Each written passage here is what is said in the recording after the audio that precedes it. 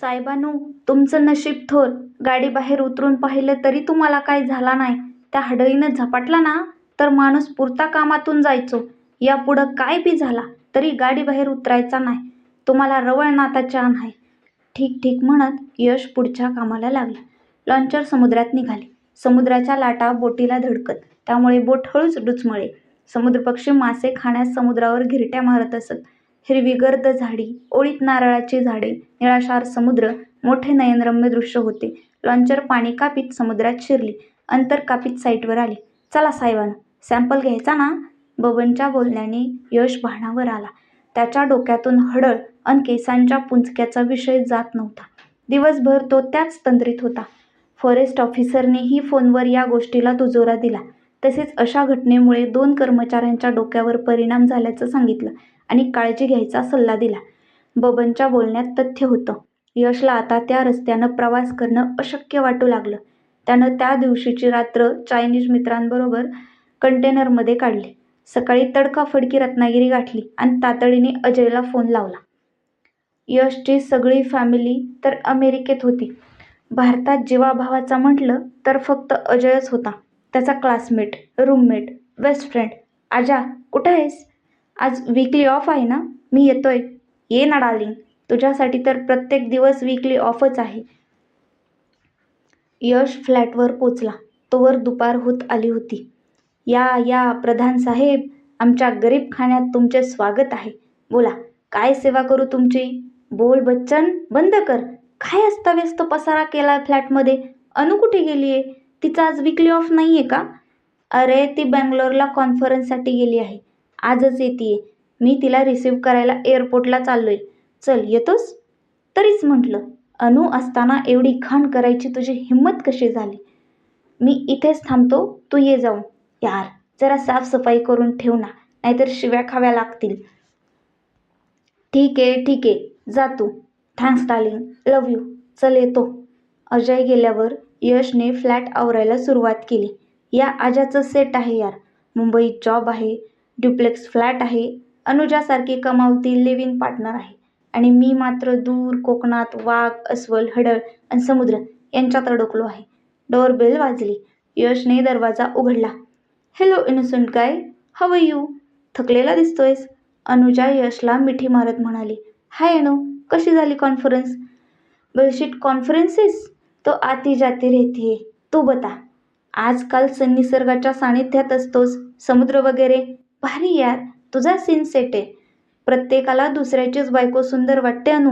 मला तुमची life set वाटते, तुला माझी. बाकी काही नाही. यश तिला पाण्याचा ग्लास देत म्हणाला.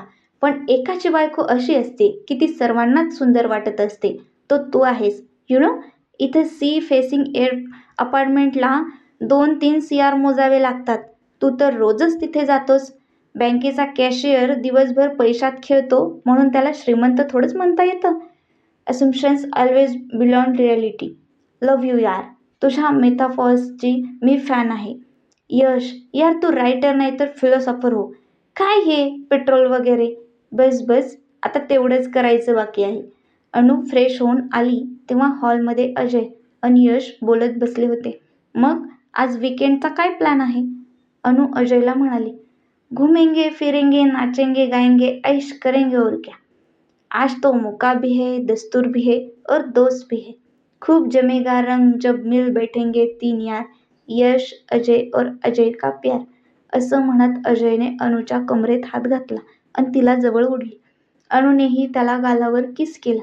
मग यश, कुठे जायचं? मला काय विचारतोस? अनुला विचार. बॉम्बेमध्ये नाईट लाईफ एन्जॉय करायचे असेल तर one and only pub harbour. Fuck off Bangalore. I miss Bombay night life. Yash, तुला चालेल ना? यशने फक्त मान डोलावली. यशची ती थंड रिॲक्शन अजय आणि अनुच्या नजरेतून सुटली नाही. रात्री पब हार्बरमध्ये सगळेच एन्जॉयमेंटच्या मूडमध्ये होते. सगळी पब्लिक टल्ली झाली होती. अनुने तर डान्स फ्लोअरवर धिंगाणा घातला होता. अजयला तिला आवरता आवरता नाकी नऊ आले होते, तरी ती ऐकत नव्हती. शेवटी अजय आणि यशने तिला ओढतच काउचवर आणून आणले. लिंबू पाणी पाजल्यावर ती जरा शुद्धीवर आली. यशच्या हातात रेडबुलचा टिन बघून ती वैतागली. यार यश, मी मुलगी असून रम पिते आणि तू रेडबुल पितोस? शी, मला तुझी लाज वाटते यार.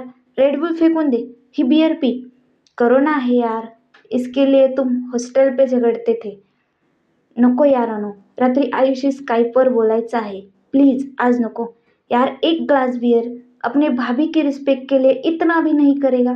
असं म्हणत ती उठायला गेली आणि धडपडली. तिच्या आग्रहामुळे यशने एक ग्लास बियर पिली. सिगरेट नहीं पिएगा, अपनी भाभी के हात से. एक कश म्हणत तिने सिगरेट यशच्या तोंडाला लावली. त्याने बळजबरीच एक कश घेतला.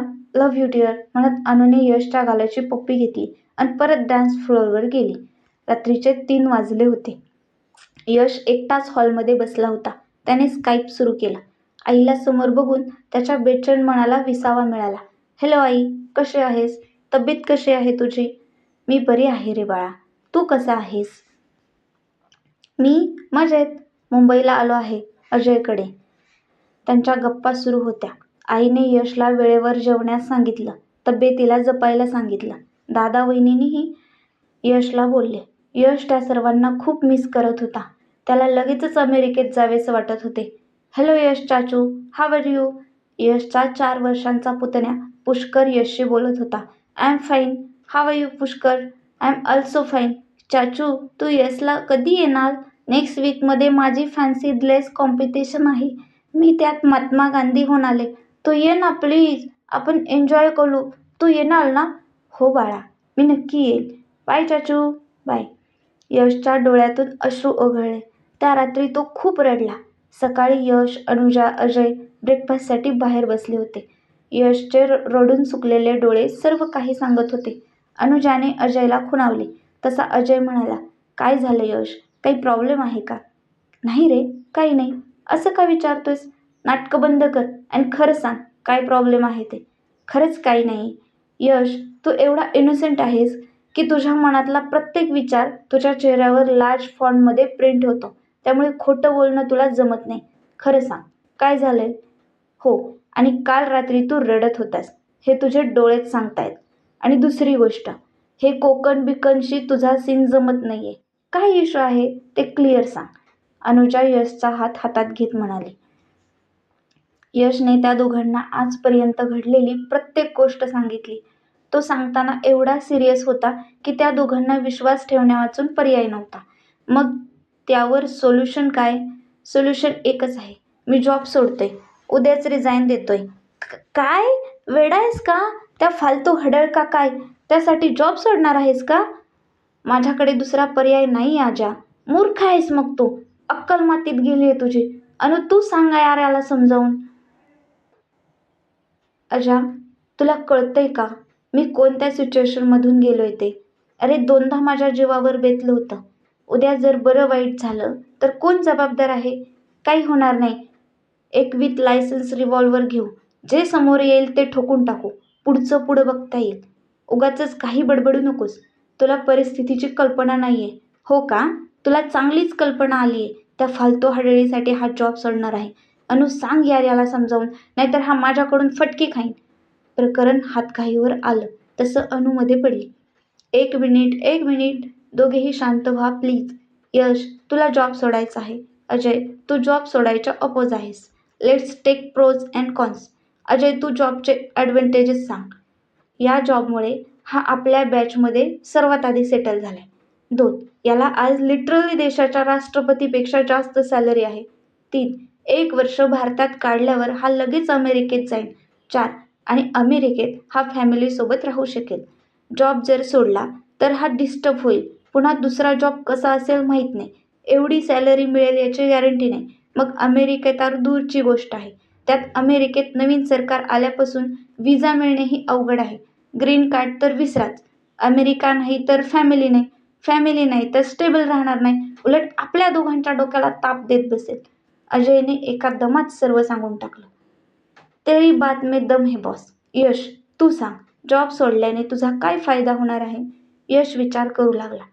पण फर तर हडळीपासून सुटका एवढी एकच गोष्ट होती आणि यासाठी एवढ्या सगळ्या गोष्टीवर पाणी सोडणं त्याला चुकीचं वाटू लागलं.